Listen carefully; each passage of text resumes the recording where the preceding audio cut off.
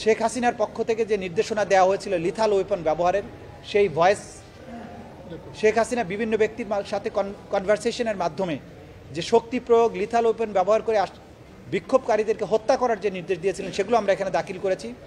কিন্তু তাকে এই মামলাতে সরাসরি আসামি করা হয়নি, কারণ তার বিরুদ্ধে সেপারেটভাবে চার্জশিট দাখিল হয়েছে এবং সেখানে তার বিরুদ্ধে আলাদাভাবেই আনুষ্ঠানিক অভিযোগ অর্থাৎ ফর্মাল চার্জ দাখিল করা হবে। এটা ছিল আজকের প্রসিডিংস।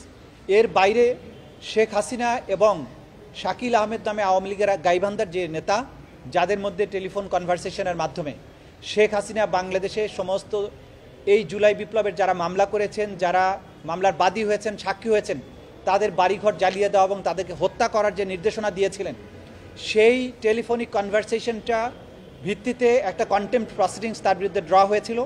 আজকে সেই কন্টেম্পট প্রসিডিংসেরও ফার্দার শুনানি ছিল।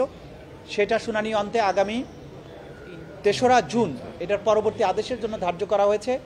যে কন্টেম্পট প্রসিডিংসে সাধারণত নোটিশ জারি হওয়ার পরে পত্রিকাতে বিজ্ঞপ্তি দেওয়ার প্রয়োজন হয় না, কিন্তু স্বচ্ছতার স্বার্থে, আন্তর্জাতিক মানদণ্ড রক্ষা করার স্বার্থে কেউ যাতে প্রশ্ন তুলতে না পারেন, সে কারণেই এই আসামিদেরকে কন্টেম্পট প্রসিডিংসে হাজির হওয়ার ব্যাপারে পত্রপত্রিকায়, দুটো বহুল প্রচালিত পত্রিকায় বিজ্ঞপ্তি দিয়ে তাদেরকে আদালতে হাজির হওয়ার জন্য নির্দেশ যেটা দিয়েছেন, সেটা নোটিফিকেশন আকারে পত্রিকা ছাপার নির্দেশ দিয়েছেন। সেটাও আগামী ৩ তারিখে ফার্দার আদেশের জন্য আসবে এবং সেই দিন যদি তারা হাজির না হন, তাদের আইনজীবীর মাধ্যমেও যদি জবাব না দেন, তাহলে আদালত এই ব্যাপারে পরবর্তী আদেশ প্রদান করবে।